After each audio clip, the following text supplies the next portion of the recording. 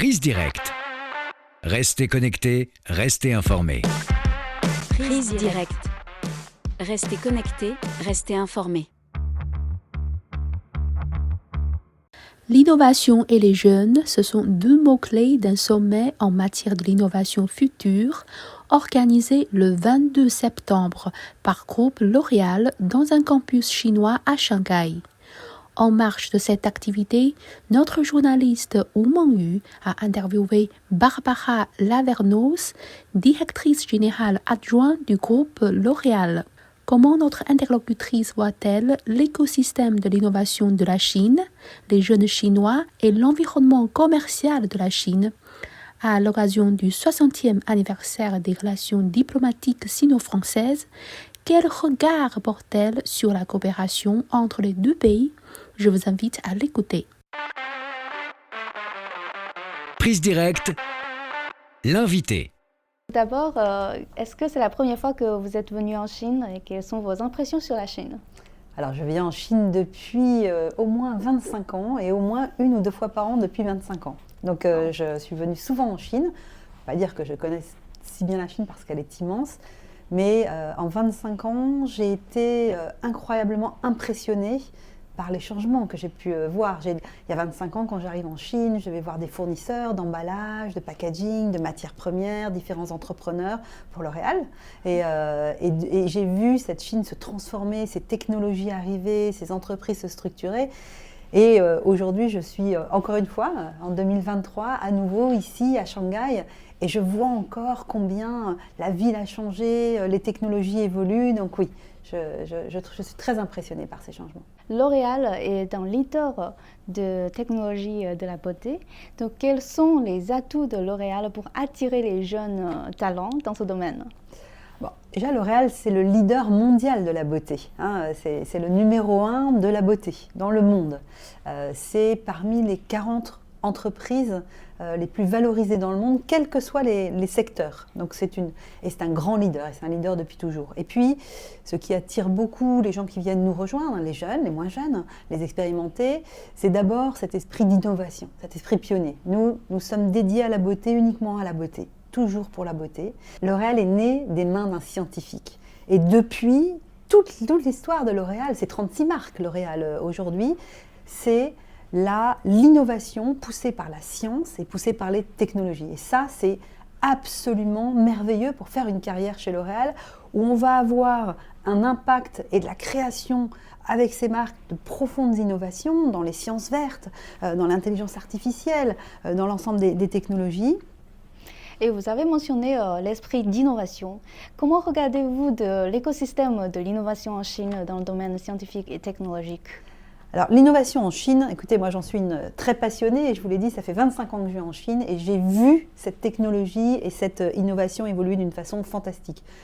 La contribution des entreprises chinoises, des startups chinoises, vous savez, beaucoup des fournisseurs chinois exportent dans le monde entier pour L'Oréal. Des emballages innovants, des matières premières innovantes, des biotechnologies.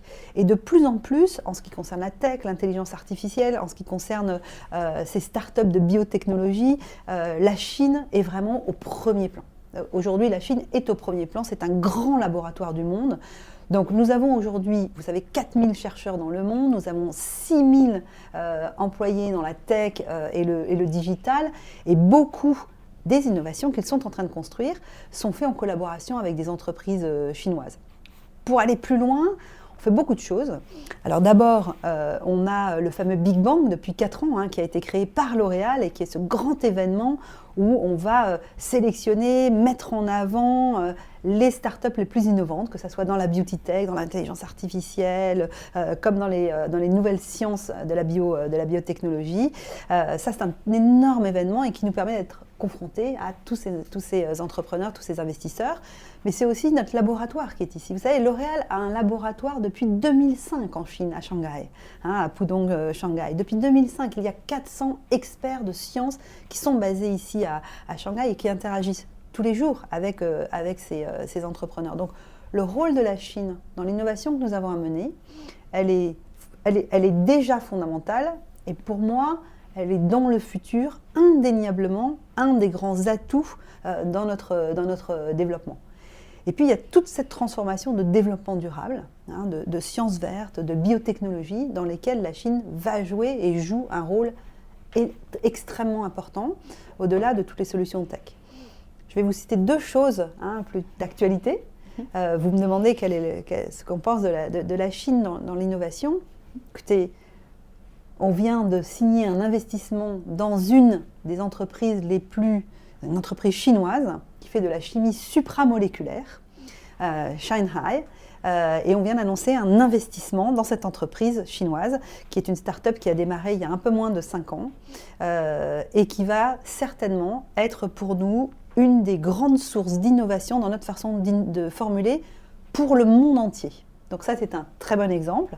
Un autre exemple plus personnel, je suis là cette semaine avec toutes les équipes de la recherche, avec toutes les équipes de la tech, avec les différentes marques et le business de L'Oréal. Pour autant, et c'était évident pour moi, demain, je passe plusieurs heures et tout un déjeuner avec 4 start-upers de sociétés très innovantes chinoises qui vont venir raconter leurs innovations. Et j'aurai bien sûr mes leaders de la tech et mes leaders de la recherche qui seront avec moi.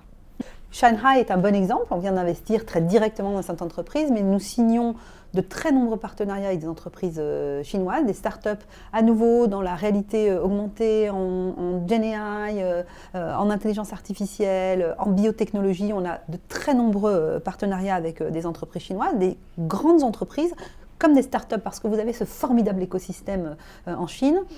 Et en plus, ce que l'on travaille avec ces équipes, c'est que nos experts de la tech, nos experts de la science, ces entreprises de la tech, ces expertises de la science, on les fait cross-partager, beaucoup collaborer entre elles, parce que c'est ensemble, à cette intersection de la science et de la tech, qu'on invente cette beauté du futur. Donc oui, on a signé de nombreux partenariats, on fait des investissements, et les investissements que L'Oréal alloue aux équipes de recherche et aux équipes de tech ici en Chine sont en augmentation très significative ces dernières années et continueront. Est-ce que L'Oréal prévoit d'établir un système d'innovation avec la Chine dans le cadre de la coopération sino-française? Donc la coopération sino-française, oui, absolument. Je vais citer le CIIE, qui est un événement extraordinaire que la Chine a organisé. Il y a une délégation du CIIE qui est venue à Paris il y a quelques mois. J'ai représenté L'Oréal, et ce dont nous avons convenu, c'est que nous allions faire venir des startups françaises au sein du CIIE pour venir exposer, et de la même manière, des startups chinoises vont pouvoir venir en France, et L'Oréal va favoriser ces synergies et ces collaborations sino-françaises et ces différents échanges. Le Big Bang de L'Oréal, avec toutes ces startups, c'est à nouveau une très grande illustration de la collaboration et des échanges sino-français. Ces startups extraordinaires d'innovation chinoises qui sont sélectionnées au sein du Big Bang, vous imaginez bien qu'on signe avec elles des collaborations, on travaille avec elles pour l'ensemble du monde, mais en particulier pour nos grands centres de tech et de recherche françaises. Donc là encore, c'est tout ce croisement et toute cette exportation de cette innovation chinoise au travers des relations franco-chinoises. L'Oréal dispose de beaucoup de nouvelles technologies et des sciences du futur. Comment L'Oréal prévoit de les utiliser pour offrir de meilleurs services et de meilleurs produits aux consommateurs du monde entier, et surtout aux consommateurs chinois? Alors c'est vrai que nous sommes dédiés à offrir les meilleurs services, les meilleures expériences de beauté à l'ensemble des consommateurs, et en particulier aux consommateurs chinois, qui est sûrement un des plus exigeants et un des plus experts dans le monde. Donc je dirais que c'est vraiment pour nous une gageure d'y réussir. Alors on le fait d'abord par la puissance et la performance de nos formules dans l'ensemble de nos 36 marques, mais de plus en plus en utilisant, si vous voulez, la technologie et cette science pour faire une beauté de précision. C'est une beauté pour chacun. Vous avez une biologie particulière, vous avez votre peau, vous avez vos biomarqueurs, vous avez vos propres cheveux, vous avez votre propre exposition à la pollution, aux UV, votre façon de vivre, et puis vous avez votre propre façon de vouloir vous montrer aux autres. Donc voilà, la science et la technologie, être le leader de la beauty tech, c'est être capable d'offrir le meilleur de la beauté à chaque individu, quelles que soient ses profondes, réelles différences biologiques, mais aussi ses désirs de beauté. Puisque l'année prochaine marquera le 60e anniversaire de l'établissement des relations diplomatiques entre la Chine et la France, quel regard portez-vous sur la coopération sino-française? Alors ces 60 ans de la coopération franco-chinoise sont effectivement très symboliques et très importants. Pour L'Oréal, comme je vous l'ai dit, L'histoire de L'Oréal et de la Chine est une histoire très longue. L'Oréal est arrivé il y a maintenant plus de 26 ans. On y a établi des laboratoires, des usines. On travaille avec un écosystème extraordinaire, innovant, d'entrepreneurs. Cette collaboration, elle est extrêmement fructueuse pour les deux parties et on envisage pour le futur de la beauté qu'elle soit extrêmement renforcée et que cette collaboration franco-chinoise, elle puisse donner de la force à cette transformation de la beauté du futur par cette force de ces entreprises chinoises, de ces experts d'innovation chinois, de la tech chinoise, des biotechnologies chinoises, et que nous, leaders français, nous voulons absolument favoriser, et ces synergies-là, nous les emportons dans le monde entier. Donc ces 60 ans sont pour nous une source d'espoir encore plus renforcée que notre relation L'Oréal l'a été avec la Chine depuis toutes ces 26 années que L'Oréal est en Chine. Vous avez témoigné de l'évolution du marché chinois. Quelle perspective selon vous? Les perspectives de marché sont très bonnes parce que la Chine, c'est évidemment des milliards d'habitants, c'est une middle class qui avance, mais c'est surtout dans le secteur de la beauté des consommateurs extrêmement experts, extrêmement exigeants, qui recherchent une performance accrue. Donc L'Oréal, c'est le meilleur de la beauté pour ce type de consommateurs. Donc pour nous, les perspectives sont excellentes. Vous savez que la Chine est un grand pays pour L'Oréal qui n'a fait que renforcer son importance au sein de la trajectoire de L'Oréal. Les perspectives sont pour nous d'accompagner toujours cette croissance avec la meilleure réponse pour les consommateurs chinois, pour ces expériences de beauté inégalées, pour ces performances pointues qu'ils sont en train d'aller rechercher et pour qu'on continue ensemble dans l'exigence du consommateur chinois et dans la performance accrue qu'on va pouvoir apporter à aller créer ces nouvelles expériences du futur pour ces consommateurs chinois. D'accord. Que pensez-vous de l'environnement commercial chinois? Alors l'environnement commercial chinois, il est un des plus dynamiques du monde, un des plus évolutifs du monde. La plupart des modèles de nouveaux commerces, que ce soit du e-commerce à l'époque, du social commerce et des TikTok du monde, mais aussi les expériences retail en point de vente sont absolument extraordinaires, événementielles. La Chine, c'est vraiment le pays de tous les types de distribution, tous les types d'expériences pour les consommateurs et le consommateur qui navigue le plus incroyablement du online au point de vente, à un pop-up store. Donc c'est une distribution qui évolue très très vite. Après, il y a aussi une distribution plus traditionnelle, mais qui évolue elle-même à toute vitesse. Je vous l'ai dit, moi je viens depuis 25 ans en Chine, je sillonnais la Chine depuis 25 ans.